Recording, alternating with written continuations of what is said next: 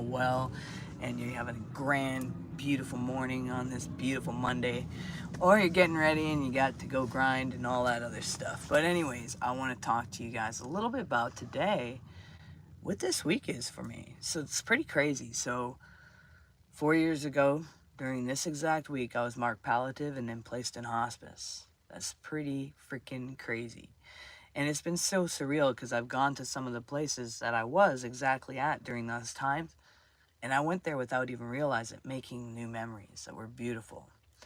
But, you know, being placed in palliative care and then hospice care, I was brought to a place basically where I was face to face with myself, with my own mortality, and with my entire existence in my life in this moment. And I realized that I was dying and I had no way to escape it. It was a difficult journey to walk through, to be honest.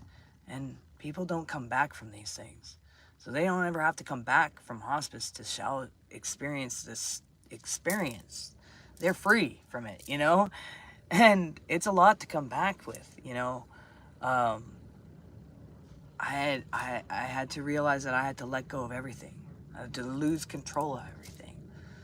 But what I did not realize at this time in my life that I was during this near-death experience was actually a glimpse into the true nature of our existence. I never would imagine that that's what I would have. And I realized that religion was not what I thought it was either in that place.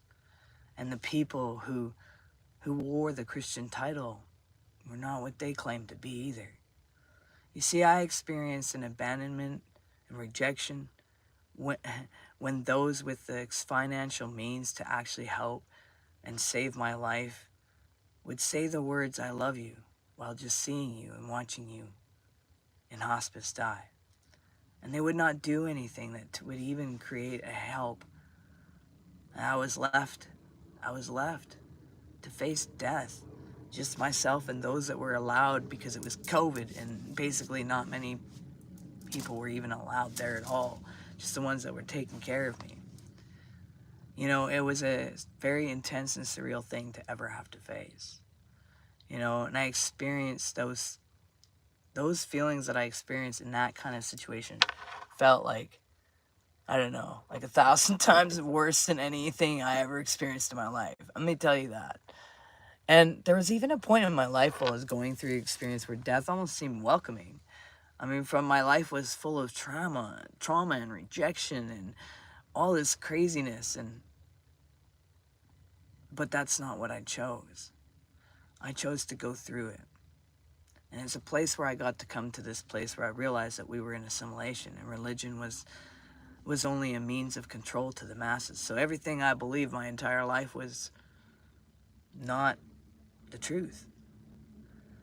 And I got to learn this. I got to go through this experience. I got to see that I myself was a spark of the divine, and so was everybody else. And as I gazed into the mirror, I realized that my blood was ancient. It was ancient and a daughter of the line of the breath of all creation. You know, and I got to see what my body was in the realms, and it was a body of muscle, older than this human clay pot was even. But I was powerful.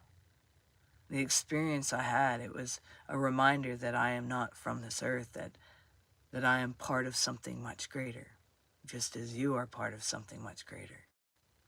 We each and every one of us. I saw the mirrored image. I experienced love, but not a love that we can even come to a full comprehension here in this realm.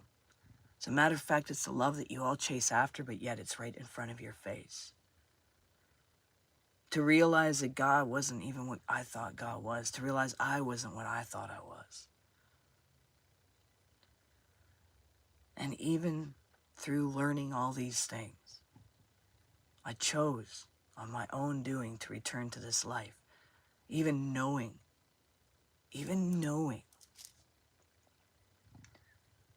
truth beyond and experiencing the love that was more than you can ever imagine. I chose to return. Why? Was it because of what I was shown? Yes, it was. But you see, love, when you learn what it really is, you don't care. You turn. I returned to such a fallen mindset and a shadow matrix. It meant me facing even my own shadows yet again, even though I faced them on the other side. I had to face them within this body for the cell memories that it held. And I knew I had to do a repeat in life. I chose to return to hell because of love. The love of my sons, love of even those that watched me die. Yet even in the face-to-face of such adversity, I had a profound love for the friends who even sat there and watched my life fade.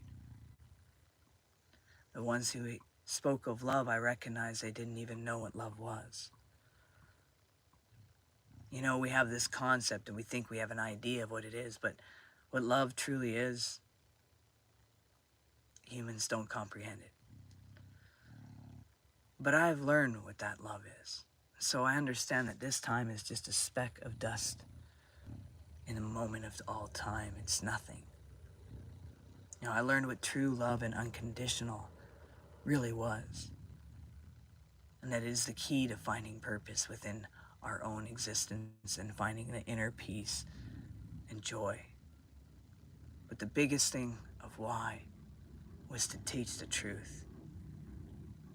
If you are looking for freedom in your life, it's not a prayer that will save you. You already are the spark of the divine.